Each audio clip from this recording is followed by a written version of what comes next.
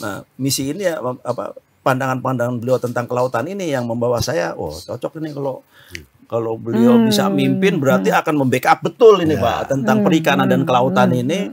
Beliau akan memajukan sekali dan mengoptimalkan hasil laut Indonesia ini untuk kepentingan masyarakat Indonesia, khususnya dari masyarakat pesisir yang memang bergerak di bidang kelautan dan perikanan itu Pak. Yang penting bahwa bangsa ini aman, nyaman, lain-lainnya rakyat bisa urus dirinya. Asal yang penting presiden dan wakil presiden berikan public service, pelayanan yang baik kepada rakyat. Perizinan yang mudah, pelayanan yang mudah, dan sebagainya di sektor kelautan ini. Problem bangsa ini ada di pelayanan publik. Artinya kita sebagai relawan bukan yes man. Pemilih kita gitu, slogan kita sederhana. Pemimpin kita pilih, pemimpin kita taati, pemimpin kita kritisi.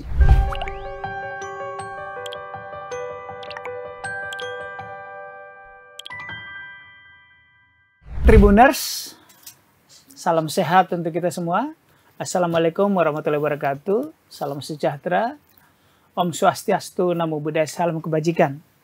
Jumpa lagi dengan saya, Domo Ambarita, Wakil Direktur Pemberitaan Tribun Network, Pemimpin Redaksi Warta Kota. Pilpres sudah selesai. Menurut hasil hitung cepat atau quick count sejumlah lembaga survei, juga Litbang Kompas, menunjukkan bahwa Pilpres kali ini berakhir satu putaran. Pencapaian suara Prabowo Subianto dengan Gibran Rakabuming Raka rata-rata di atas 58% di semua survei itu. Tentu ini hasil sementara sambil kita menunggu keputusan real count atau hitung nyata dari Komisi Pemilihan Umum. Pilpres sudah selesai, pemilu legislatif sudah selesai. Lalu apa kerja kita ke depan? Di studio Tribun Network di Palmerah sudah hadir petinggi relawan yang mengusung yang menang tadi. Saya sapa Ketua Umum Badan Relawan Prabowo atau BRP, Laksamana Muda TNI Purnawirawan Dr. Insinyur Eko Zalmo Asmadi.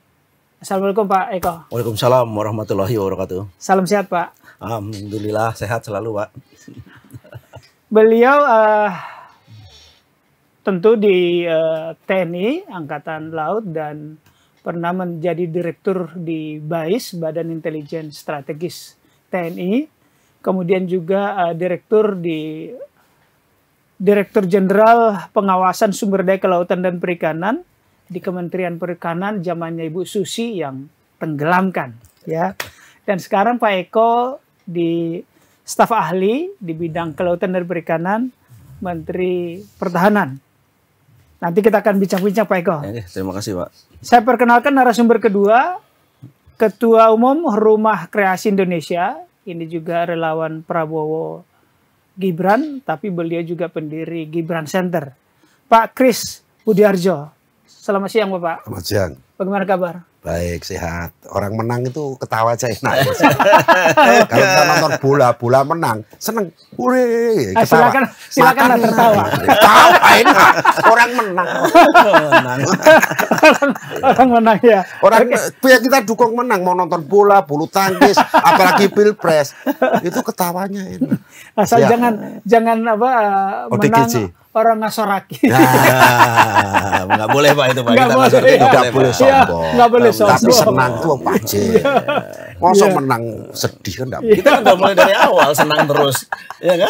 Mulai dari bentuk relawan kita sampai udah siap menang. Bersenang-senang gitu. Ya, oke.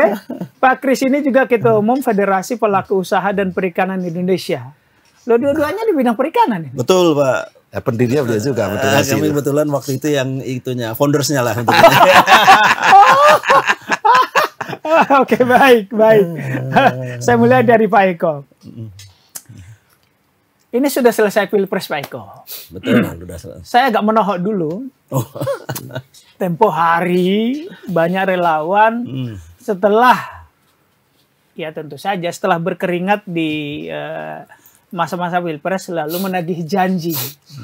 Adalah yang diangkat jadi menteri, adalah yang diangkat jadi komisaris di BUMN, adalah jabatan-jabatan ini. Sebenarnya apakah itu juga tujuan dari BRP ini? Terima kasih Pak Ambar. Tidak Pak, kita murni di relawan BRP ini mengkoordinir rekan-rekan yang tergabung di relawan sebelumnya ya. Kita gabungkan ke Badan Relawan Prabowo, tapi tujuannya bukan untuk meraih sesuatu nanti setelah menang gitu kan. Kita udah janji waktu itu dengan para relawan bahwa memang awal pembentukan ini saya hanya dapat perintah bentuk relawan dengan bisik-bisik saja, nggak usah deklarasi, nggak usah, jadi nggak usah melalui kegiatan-kegiatan yang semarak gitu kan. Pokoknya buat relawan yang beda atau lain dengan yang lain.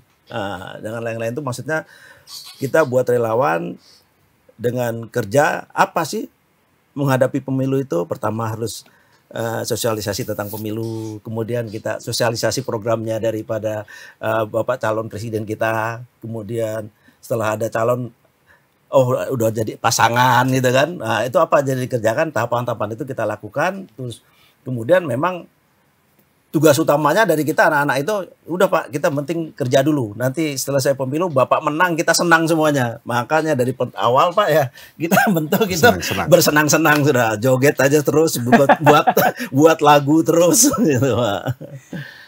BRP ini kalau bisa tahu sejarahnya mulai kapan Pak dibentuk? BRP ini awalnya dari kumpul-kumpul kawan-kawan kita sebenarnya itu tahun 2022. 22 ya. Jadi 12 November 2022 gitu. Berarti setahun sebelum penetapan calon. Betul, ya. Setahun sebelum penetapan calon itu kita sudah bentuk organisasi ini. Pertama kita deklarasikan kebetulan di gedungnya beliau yang di Ratu Prabu. Ratu Prabu 1 kita punya diberi fasilitas. Di gedung miliknya Pak Prabowo kan maksudnya kan? Sekarang ya gedungnya beliau di side wing, tapi bukan di gedung utamanya. Memang kita dikasih gedung di side wing itu untuk kumpul-kumpul dengan para relawan. Jadi deklarasi awal tanggal 12 November 2022. Pak Eko, nanti saya ke Pak Kris juga. Bagaimana sih prosedur pembentukan relawan? Seperti tadi diperintah, apakah Pak Prabowo yang menyuruh atau atas inisiatif teman-teman, Pak Eko dan teman-teman? Kalau yang relawan saya ya, relawan BRP ini, relawan BRP ini memang awalnya perintah Pak. Awalnya perintah. Karena saya sebelumnya tergabung di dalam namanya Purnawirawan Pejuang Indonesia Raya. Jadi singkatan lebih populer itu PPIR ya. PPIR. Itu bagian dari partai? Iya, bukan. Dia sayap partai. Sayap partai. Jadi PPR itu saya partai dari Gerindra. Nah dari sana kawan-kawan purnawirawan ini yang tergabung di PPR adalah kawan-kawan yang purnawirawan. Nah, padahal relawan ini kan bukan dari purnawirawan saja kan, ada juga yang bukan purnawirawan. Terus kemana nih gabungnya nih? Oke, kalau gitu kita bikin relawan seperti dulu zamannya Pak Jokowi itu menang juga karena relawan ya Pak. Iya. Jadi kita buatlah itu Badan Relawan Prabowo. Awalnya itu ya mungkin dari kawan-kawan ini ada Pak Bayu, Pak Imam itu dulu dianya yang ngompori kita terus, akhirnya terbentuklah Badan Relawan Prabowo ini. Untuk mempermudah dulu pembentukannya, kita tidak merekrut orang per orang, Pak. Kita tidak merekrut orang per orang. Kita merekrut organ-organ yang memang sudah ada, yang dulunya tidak berafiliasi ke tempatnya Mas Kris. Jadi itu relawan-relawan lepas mereka ini tadinya. Kita rekrut ke tempat kita, kelompok. Kita awalnya hanya ada 38 relawan, Mbak. 38 orang? 38 organ. Organ. 38 organ. Tiap-tiap organ itu punya ketua, punya sekretaris, punya bendahara kan. Nah, itu mereka tergabung di organ relawannya masing-masing. Kita gabungkan ke dalam kita deklarasi pada tanggal 12 November di Gedung Ratu Prabu tersebut. awal terbentuk 38. Oh, oke. 38 organ relawan. Alhamdulillah sekarang kita ini sudah mencapai 187 organ. Wow, di seluruh Indonesia. Di seluruh Indonesia terpencar 34 provinsi, sehingga kalau sekarang nggak usah nunggu hitung cepat pun kita udah tahu Pak menang Pak. Udah tahu. Karena relawan kita udah pada ngirim pakai ini Pak. Komunikasinya kita pakai WA itu Pak. Jadi kita udah tahu dulu. Wah, ya sudah kalau gini udah menang sudah. Nggak usah nunggu pakai quick count atau nunggu dari KPU Tentu segala. saja tidak ilmiah toh. Ya, tapi dengan ini Pak, kita ada waktu itu kebetulan organ kita ada yang memang anak-anak ahli IT Pak. Sehingga mereka juga dalam membuat data nantinya itu sudah dia bilang apa ini udah ada forensiknya Pak. Ya, jadi kita yang kita kirim ini bisa sebagai metadata katanya. Jadi ini bisa sebagai bukti nanti kalau di pengadilan misalnya ada gitu kita sudah siap gitu. Kita sudah siap. Nah, ini memang persiapan di luar daripada awal terbentuknya BRP tadi Pak. Tapi alhamdulillah ini yang berkembang sampai sekarang. Baik. Saya ke Pak Kris. Pertanyaan saya hampir sama. Apakah Pak Kris hendak menagih janji atau lebih awal? Apakah ada janji sebelumnya? Pak Kris nanti kalau sukses dapatan ini gitu. Jabatan sekarang apa yang dulu? Sekarang dulu. Kalau sekarang nggak ada, dulu aja nggak ada. Jadi 10 tahun. Pak Jokowi hampir 10 tahun ya presiden, mulai dari gubernur. Saya nggak pernah ditawari pun saya nggak mau. Saya Ahok pernah nawari saya untuk komisaris. Saya enggak. Bukan itu tujuan kita menjadi, dan itu bukan sesuatu yang menjadi tujuan kita. Apalagi di kabinet 2014 wakil saya menjadi menteri, sekjen saya sekarang jadi wamen. Biasa saja. Karena kapasitas pribadinya. Bukan karena dia on behalf daripada relawan, organ relawan. Tapi kalau ada unsur relawan di kabinet itu juga wajar, karena untuk keseimbangan antara kepentingan politik dan juga fungsional. Kalau dulu Bung Karno mendirikan Sekber Golkar itu untuk mengimbangi kekuatan partai-partai politik. Pak Harto kali maksudnya. Maaf, Bung Karno yang mendirikan Golkar. Bung Karno ya? Harto. Tahun 64 itu Pak Harto bukan siapa-siapa Pak. Oh gitu ya? Presiden Republik Indonesia tahun 64 itu Bung Karno. Iya. Saya belum lahir itu Pak. Jadi flashback sedikit. Kalau keliru sejarah saya mohon dimaafkan. Ini kaitannya dengan relawan tadi. Ada hubungannya ke sana. Oke. Kelompok fungsional ini yang suka berpolitik tapi bukan partisan. Tidak tergabung dalam partai politik. Dia adalah orang-orang profesional. Komunitas kelautan, Vergo, saya bikin buku KPI misalnya kan, ada kepentingan aturan-aturan main tentang dunia kelautan yang sampai hari ini harus terus disempurnakan karena perkembangan dunia. Kita mikir siapa nih yang cocok jadi presiden nih? Oh, yang komitmen dengan kelautan, kira-kira dari 3 ini siapa? Oh, yang cocok Prabowo Gibran nih, main ini hilirisasi program kelautan ada di situ. Artinya industri kelautan akan di backup oleh negara pada waktunya. Misalnya, nah ini saya dengan Pak Eko cocok ini. Kita mainkan dunia kelautan dan berikan potensi Indonesia itu belum tergarap dengan benar sampai hari ini. Ya kira-kira seperti itu. Baik, Pak Kris, ini Rumah Kreasi Indonesia Hebat ini kan semula dia dari Rumah Koalisi Indonesia Hebat. Berarti yang membawa Pak Jokowi di 2014. Betul. Sekarang dulu koalisinya antara lain termasuk PDIP. Nah sekarang ke Pak Prabowo ini berarti bukan bagian dari partai ya. Bukan. Tapi relawan memang mengawal Pak Jokowi ya. Begitu kita loyalis Jokowi, tepatnya begitulah. Oh gitu ya. Jadi kita boleh declare kita loyalis Jokowi. Jadi identitas apa relawan yang kita kembangkan? Kita loyalis Jokowi. Jokowiisme, kira-kira kayak gitu.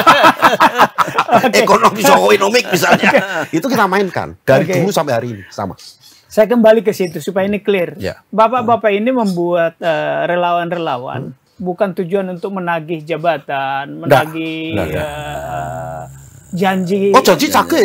Janji program tapi janji maksud saya janji jabatan bagi-bagi jabatan. Kata orang Solo kita bukan orang susah, tetapi kita tidak mau bangsa ini susah. Sombong bro, sombong ini harus sombong. Orang menang itu kita sombong. bukan orang susah, artinya ya Hidup kita bukan susah. bukan Kita susah, tidak akan cari makan dari Jokowi. tetapi tidak mau Indonesia susah. Persis. Bangsa ini tidak boleh susah. Oh ya. Tapi hidup kita, para relawan, itu sumbangannya puluhan miliar. Jangan-jangan lebih banyak dari orang partai loh. Iya. Ada satu kelompok yang paling berbahaya di dunia relawan adalah silent operationnya. Dan tidak diketahui oleh siapapun. Nyumbang nggak banyak, paling 100-200 miliar misalnya. Siapa yang mendeteksi? Nggak ada. Contoh, kaos di Jakarta, yang Prabowo Gibran, cari di tim kampanye nasional, nggak akan nemu Pak. Kaos. Oke. Tapi minta ke saya, kalau hanya 10.000 saya kasih besok. Oh, Dahsyat. ini relawan. Dan kita tidak tahu, dan tidak akan kita sebut dari mana asalnya. Kita tidak berbasis proposal. Iya, iya. Ini relawan itu seperti itu. Iya, Ada iya. di tim di Jawa Tengah namanya Abiata, namanya kelompok Abiata. Oke. Itu nanti boleh diundang. Iya. Dia membuat jutaan karung untuk petani. Terdaftar di TKN tidak. Terus kampanye saya tim Abiata di grup video berapa? Tidak. Oke. Tetapi dia membagi karung pada waktu panen kemarin. Itu jutaan, Pak. Apakah dia kemudian menagih janji nanti? Untuk jabatan lu mau namanya dicantumkan kagak. Itu yang Berarti tidak pernah dipelajari dari situ orang. terlihat ya, tidak mau artinya publikasi, Itu tidak jumlahnya banyak. Pak. tidak harus publikasi, dengan demikian juga tidak menagih janji dalam artian Ini yang jabatan tidak ya. pernah diketahui dan tidak pernah dibedah oleh media, sejak tahun 2012. Betul. Tadi itu Pak kayak itu Iya, istilah Pak Eko. operasi bisik-bisik tadi Pak. Iya. Jadi operasi bisik-bisik kita jalan. Ah ini mantan Clandestine lah kalau di clandestine. Mantan- Nanti dikira intelijen. Intelijen, nanti kalau intelijen. mantan direktur bebas nih bicaranya. Mirip-mirip itu. Mirip-mirip. Tapi bukan bagian dari BIN ya. Bukan ya. Tidak ada bukan pun. Bahkan BIN pun belum tentu bisa melacak. Saya jamin itu. ya. Lah kok bagus begitu organisasinya? Ini bukan organisasi, ini Maksud saya OTB. kok bagus begitu Ini operasinya? bisa gerakan silent? OTB. Organisasi tanpa bentuk dan hasil yang terbentuk. Iya, luar biasa. Rapatnya dari mana? By phone. Oh. Yang kerja apa? Hati. Bukan hanya Iya. otak. Ah itu kira-kira. Pak Kris, tadi saya coba searching di beberapa tempat. Pak Kris lumayan sering keliling Indonesia dan membentuk organ-organ. Mungkin sama dengan Pak Eko. Pak Kris ini berapa organisasi? Kalau tadi kan beliau sudah 100 sekian. Kalau Bapak berapa cabang DPD? di Oh daerah? kalau Gibran Center hampir seluruh Indonesia. Hampir seluruh Indonesia. Tapi saya ini kan membina lebih dari 7 organisasi. Oh, selain pribadi ya. RKIH. Oke, oke. Di luar RKIH, RKIH tidak terlibat di dalam pemilu. Tetapi orang-orang RKIH ada di mana-mana. Oh, oke, oke. Jadi kita ingin gini, RKIH ini kan multi. Dari rumah koalisinya para relawan menjadi rumah kreasi dan RKIH adalah mitra pemerintah. Sehingga banyak PNS yang terlibat. Banyak tentara, jenderal-jenderal yang terlibat yang masih aktif. Untuk melindungi pribadi-pribadi mereka. Nah, kita tidak pakai dalam Pilpres. Ya karena ketua Sumatera Utara itu PNS misalnya. Palembang PNS. Oke. Di 50% RKIH itu PNS atau TNI, Pak. Sehingga oke, kita kemudian ada Gibran Center, ada Rumah Kemenangan Gibran, dan beberapa organisasi lainnya yang itu kita tumbuh kembangkan. Baik, Pak Dan itu Kris. baru kita buat. Ya, ya, ya. Oke, saya kembali ke Pak Eko. Ya, Pak. Tadi disebut bahwa pembentukan BRP itu instruksi. Ya. Berarti secara pribadi Pak Eko kenal Pak Prabowo? Atau mungkin satu angkatan, satu letting dulu di Tidak. Akabri? Tidak. Saya tidak satu angkatan. Beliau adalah senior Pak, jauh Pak. Beliau Oh, jadi lebih senior beliau? lebih senior. Beliau Oke. tuh kalau di angkatan, misalnya kalau di tahun kan lulusnya ya Pak ya. Beliau lulus tahun 74, saya lulus 83. Oh. Nah, kalau di angkatan laut itu beliau tuh leading 20, saya leading 28. Berarti ada selisih 8 tahun 8 lah tahun. Pak. 8 tahun. Kenapa kalau 8 tahun? Kan 74 sama 83 gitu. Nah, karena waktu itu kan 79 ini gak ada lulusan, Pak. Oh. Jadi ada loncat 1 tahun gitu. Oh, iya, iya. Tadi mau berhitung saya. Oke, oke. Secara ini kenal baik dengan Pak Prabowo sejak kapan?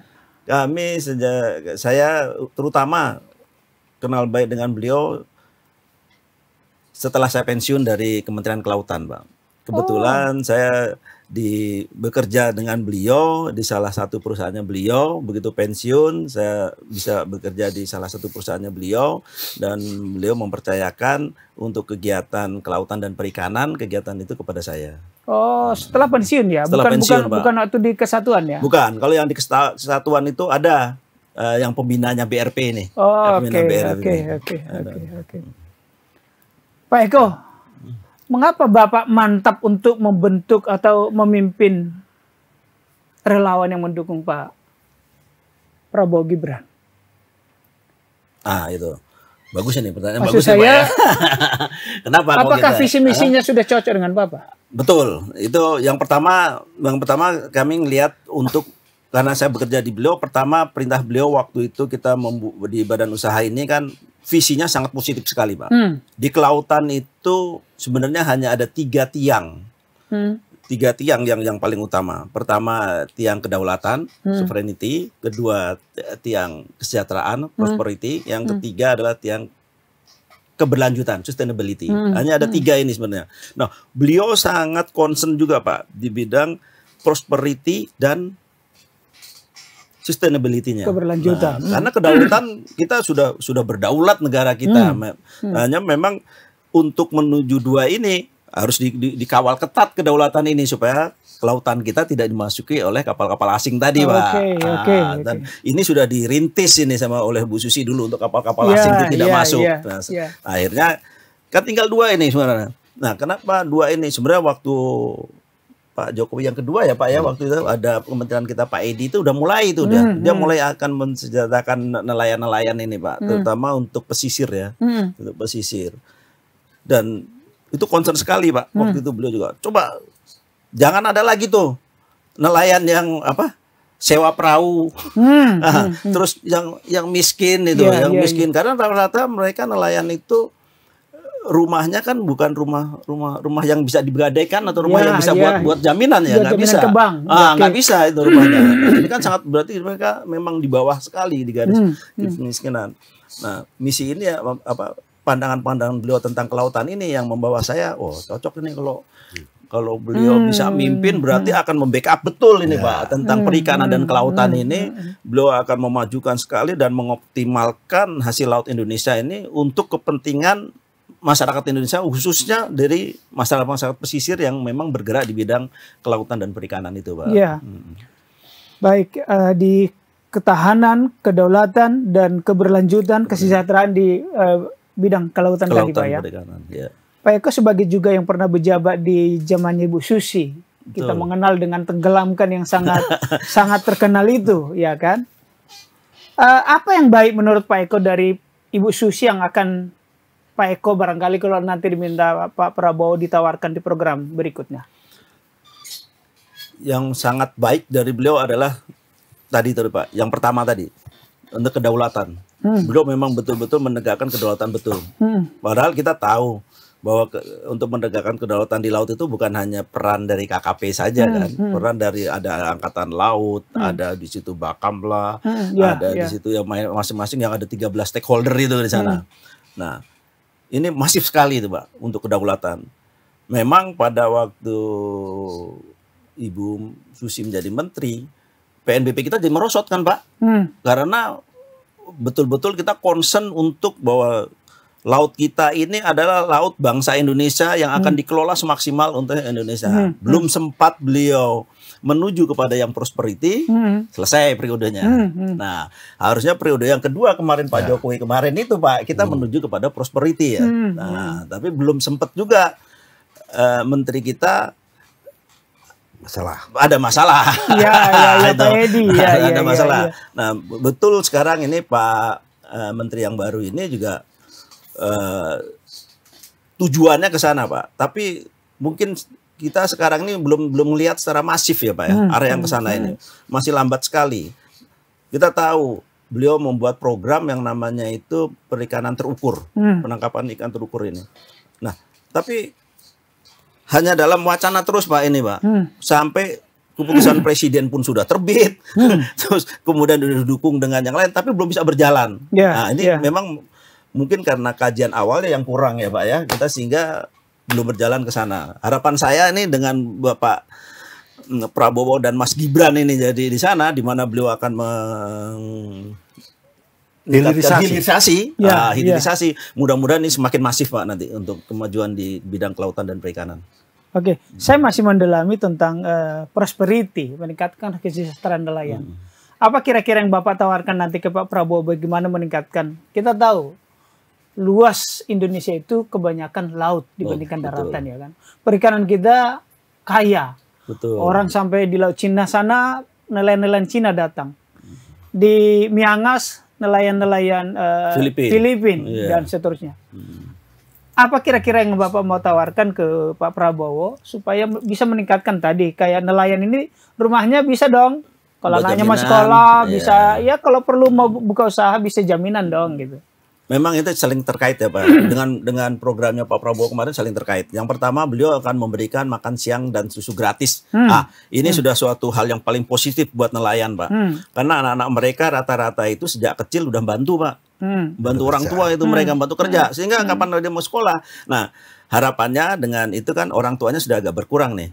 Untuk biaya hidup. Biaya hidup anak-anaknya sudah agak berkurang. Nanti sekolah gratis. Sekarang memang sekolah gratis. Tapi makannya kan nggak gratis. Seragamnya nggak gratis. Nah ini mudah-mudahan nanti dengan terpilihnya Bapak ini akan gratis. Ini bidang yang secara dari isinya dari program yang beliau buat. Nah dari yang ingin saya wacanakan dengan kawan-kawan terutama dari kawan-kawan dari kelautan ini Pak.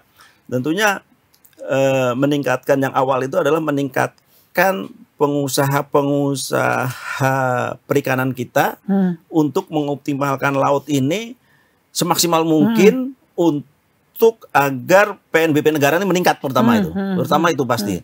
Nah, yang kedua mereka dengan banyaknya kapal-kapal yang melaut, tentunya nelayan-nelayan kita ini akan terdorong ya Pak untuk meningkatkan penghasilannya. Tentunya di sini banyaklah akan keterkaitan dengan instansi yang lain ya Pak ya, misalnya dengan Pertamina yang berkaitan dengan bahan bakar ya Pak ya. Apalagi sekarang juga lagi dikembangkan ini kita kapal-kapal yang modern dengan solar cell itu Pak tadi Pak. Baik. Saya ke Pak Kris. Pak Kris, semasa kampanye kemarin antara lain membagi-bagikan karung yang real dirasakan oleh masyarakat. Jangan-jangan itu juga membuat di Jawa Tengah jadi menang Pak. Mungkin. Boleh jadi ya Pak ya, bisa. Tapi bukan tim saya, itu tim Abiata namanya ya. Jadi itu pun TKN nggak tahu juga. Itu hanya jadi gini. Kita itu kan OTB, organisasi tanpa bentuk. Jadi komunikasinya by phone. Lu bikin apa, lu bikin. Jadi kita jangan membuat hal yang sama. Dalam mohon maaf ya, ini Pilpres ini tidak ada yang punya uang, Pak. Capres Pak Prabowo juga nggak ada uang. Saya juga bingung. Yang benar Ini saya bukan orangnya Prabowo ya. Saya dari Jokowi. Tadi kan Gibran masuk ke Pak Prabowo itu bingung, Mbak. Tapi mohon maaf ya. Mosok kaos saya ngasih, Pak. Ini lu sombong. Emang saya ngasih. Saya tanya ke beliau-beliau yang nge-timber. Emang lu nggak ada kaos? Kagak ada Pak. Dari saya kaosnya. Sebagian ya bukan. Betul. Tapi kita fair aja. Tim kita teman-teman Gibran yang punya kaos. Dan itu sumbangan masyarakat bukan dari Gibran Pak. Jadi di capres yang pakai modal nggak? Ini mohon maaf. Tetapi bukan itu masalah. Bapak mau mengatakan bahwa Bapak relawan bukan karena duit? Loh duitnya dari kita, kaos saja dari kita. Yang pengen duit tapi belum pernah dikasih. Ini masalah buat kita Pak. Saya pernah dikasih makan aja sama Pak Prabowo. Kalau makan saya pernah. Saya lanjut ke situ. Next, ke depan apa yang dilakukan relawan ini? Mau bubar atau tetap bergerak? Saya seperti RKIH ini kan sejak tahun 2012 ya. Sejak Pilgub. Sampai hari ini saya masih eksis. Masih ya? Dan mengawal kebijakan pemerintah. Dan saya kritik presiden loh. Terbuka maupun tertutup. Berani gitu? Loh kenapa tidak? Saya bukan anak buah presiden kok. Contoh-contoh kritik yang disampaikan dulu, kebijakan maritim. Terus kemudian larangan ekspor mengenai pembatasan benih lobster. Kenapa kita nggak boleh? Dasarnya apa dan seterusnya itu ada kajian teknisnya. Menurut ini ekologi, menurut kita ini akhirnya boleh. Kan gitu kira-kira ya. Jadi masih banyak kebijakan kelautan yang kita kritik baik terbuka maupun tertutup. Dan Pak Jokowi ketawa, seneng dia dikritik. Lah Pak Prabowo sama Pak. Baik. Pemimpin kita pilih, pemimpin kita kritisi Pak. Tadi kita sudah tertawa-tertawa. Saya mau bertanya sedikit soal pelaksanaan pemilu kemarin. Oke. Memang unggul sih 58%, tapi makin ke sini makin banyak laporan soal adanya dugaan kecurangan. Harus ada. Apakah ada memang temuan bapak-bapak, lalu apa sikap bapak-bapak terkait dengan dugaan kecurangan itu? Begini, kalau saya, dugaan itu pasti selalu ada dan harus ada, Pak. Nggak lucu orang kalah nggak menggugat di Indonesia, belum ada sejarah. Gitu ya. Pak Prabowo kalah gugat kok. Gitu ya. Loh, kita fair aja. Kalau kami di Pak Jokowi nggak pernah gugat, menang. Orang menang. Menang tuh Loh, seluruhnya kami mohon maaf, Pak, saya dukung yang menang. Mohon maaf ya, saya dukung selalu yang menang. Oke. Tapi kalau dugaan curang itu harus dilakukan bagi yang kalah. Jangankan sudah pelaksanaan, sebelum pertandingan saja sudah sebut curang, Pak. Persiapan kalau kalah itu akan dilaksanakan laporan kecurangan. Itu satu. Yang kedua, pasti akan terjadi MK. Itu zaman Bu Mega berpasangan dengan Prabowo, kalahnya jauh, Pak, sama SBY. Gugat kok ke Pak SBY. Bu Mega loh yang gugat. Masa sekarang Bu Mega nggak gugat lagi? Masa iya sih? Kan ada peluang. Minimum pertanggungjawaban terhadap kondisi. Lu aku berjuang bener loh, Le. Ini aja kalau menurut saya beberapa partai kan. Ngomong bebas kan. Hanya pengamat. Jadi nggak ada kepentingan. Tapi selalu terjadi. Juga, Pak. Bahwa saya kan selain di relawan, saya kan kebetulan jadi tim pemenangannya Pak Prabowo yang di Pak, yang di Banten, Provinsi Banten. Di Provinsi Banten. Sebagai masuk resmi termasuk tim kampanye di Provinsi Banten. Di Provinsi Banten. Tapi ini kita yang itu tadi, yang tim direct presiden. Yang direct presiden tapi yang bisik-bisik, Pak. Yang bisik-bisik tadi, kita yang tim yang bisik-bisik. Sehingga untuk Banten ini saya tahu persis karena anak-anak kami punya di tiap kabupaten itu saya sebar, Pak. Terutama khususnya dengan menggunakan relawan-relawan kita juga dengan relawan. Sehingga malam hari sampai jam dini hari ya, jam 2.30 tuh kita sudah tahu, Pak. Sudah tahu, hasilnya sudah tahu. Karena kita anak-anak itu yang tadi saya sampaikan, foto itu disampaikan lewat WA kita. Lewat WA kita, kemudian kita buat metriknya sudah jadi khusus Banten, Pak. Saya Banten sudah ada. Jadi sehingga kalau misalnya ada yang gugat gitu, kalian mau gugat Banten nggak bisa. Karena sudah jelas nggak mungkin bisa digugat. Baik, Pak Eko, Pak Kris, kita ini melayani anak muda. Anak muda tidak suka lama-lama ngomong. Betul. Kan? Apa yang Bapak lakukan, Pak Kris dan Pak Eko, kepada calon yang menang menurut quick count, atau unggul sementara menurut quick count? Apa yang akan Bapak lakukan ke depan kalau beliau ini jadi presiden dan wakil presiden? Pertama, kita bersyukur, jangan terlalu berpesta pora. Karena bagi kami para relawan ini kemenangan tidak ada urusan dengan Prabowo Gibran. Ini kemenangan bangsa. Ini kacamata relawan ya. Relawan murni yang tidak terkait dengan partai. Nggak tahu kalau beliau kan ada sedikit ada kaitan ya. Kalau saya kan tidak ada. Jadi kepentingan kami rakyat ini adalah yang penting bahwa bangsa ini aman, nyaman. Lain-lainnya rakyat bisa urus dirinya. Asal yang penting presiden dan wakil presiden berikan public service, pelayanan yang baik kepada rakyat. Perizinan yang mudah, pelayanan yang mudah, dan sebagainya di sektor kelautan ini. Problem bangsa ini ada di pelayanan publik. Itu saja. Baik. Itu akan kita kejar sampai kemanapun. Akan ditagih terus ya, janji. Bukan itu kejar. Kalaupun digugat, kalaupun demo. Kalau baik bagi nih, kalau omong nggak bagus, kita obong. Wong Solo gitu, bro. Jadi obong tuh. Kalau omongan nggak ditanggapi, kita obong. Kompor lah, Pak. Kompor. Saya gitu, bukan bakar. Artinya kita sebagai relawan bukan yes man. Pemilih kita gitu, slogan kita sederhana. Pemimpin kita pilih, pemimpin kita taati, pemimpin kita kritisi. Udah itu aja. Keren. Itu slogan kita relawan. Dari sejak Pak Jokowi. Bukan asal Bapak senang. Oh tidak. Monggo Pak Eko. Sama. Saya juga sama, Pak. Tidak ada kaitannya kita untuk sampai supaya Bapak senang terus sudah menang. Harus kritik. Iya, kita harus ikutin. Memang mayoritas, Pak, anak-anak yang di kami ini, di organ kami ini mayoritas usianya di bawah 36 kan. Milenial. Berarti kan anak-anak milenial sama Gen Z semuanya, anak-anak baru semua. Sehingga mereka semuanya Pak Ketum, yang penting nanti 17 program dari Bapak Prabowo Gibran sama 8 program hasil cepat dari yang beliau rencanakan itu kita ngikutin. Oke. Kita ngikutin. Terus nah kebetulan kami memang kan ada 34 provinsi ya, Pak. Kita belum terpenuhi semuanya, Pak. Belum terpenuhi. Kita baru ada 34 ya, masih kurang 4 lagi ya. Iya, masih kurang lagi, kita masih ada kurang lagi. Nah, tapi mereka sudah siap, sehingga kayak tanya yang tadi menang tadi, kita udah tahu menang apa enggak, ini udah tahu sebenarnya. Cuman kan harus nunggu KPU kan nggak boleh mendahului, Pak. Mendahului nggak boleh. Tapi organ relawan ini memang sangat gesit, Pak. Karena anak muda, mereka sangat gesit, sehingga dalam mengawal pemerintahan yang akan datang ini, saya harapkan mereka lebih intensif lagi, Pak, dalam mengikuti, terutama untuk tadi yang pelayanan publik. Saya tahu persis di kelautan dan perikanan ini, pelayanan ini agak lamban. Bukan agak lamban, Mas, bilang sangat lamban. Karena kalau Bapak jalan-jalan di Tegal, Pati, Juwana, terus mungkin yang paling dekat sini nih di Muara Baru gitu kan. Itu kapal tuh nongkrong banyak sekali, Pak. Karena apa? Ya itu tadi prosedur pengajuannya yang masih lambat bener ini buat mereka. Nah, mudah-mudahan dengan kehadiran Mas Gibran dan Bapak Prabowo ini itu bisa kita kawal dengan baik, Pak. Terutama dengan anak-anak kita tadi nih, Pak. Kawan-kawan kita tadi yang di BRP tadi, Pak. Baik. Terima kasih Pak Eko, Tribuners. Rasanya kita di ujung perbincangan. Kembali kami sampaikan, kami mengundang 2 narasumber yang mewakili Pak Prabowo, satu Ketua Badan Relawan Prabowo, Pak Eko, dan satu lagi pendiri Gibran Center, Pak Kris. Itulah bincang-bincang kita siang ini. Pilpres sudah selesai, tetap damai.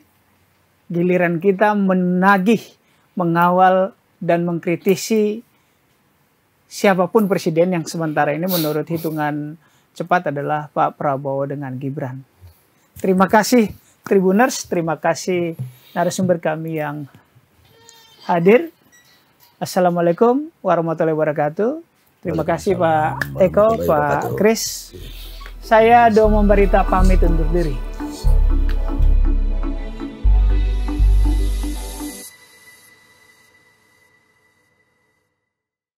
Terima kasih sudah nonton.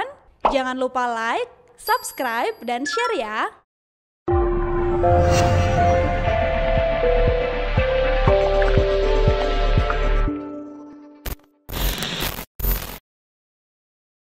Download Tribun X sekarang.